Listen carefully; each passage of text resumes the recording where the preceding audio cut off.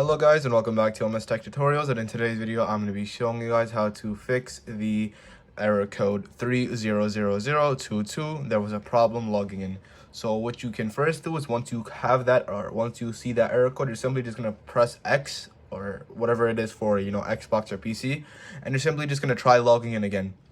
Most of the time that will fix the error code. It was just like a bug kind of, you're just gonna press it again and it fixes. But if that doesn't work, the second method you guys can do is simply turn off your console. You're simply just gonna turn it off. You're gonna wait 2 to 3 minutes and you're gonna turn it back on. And if that also fails, the last thing you guys can do is simply delete the Diablo, whatever, and then you're gonna re-download it.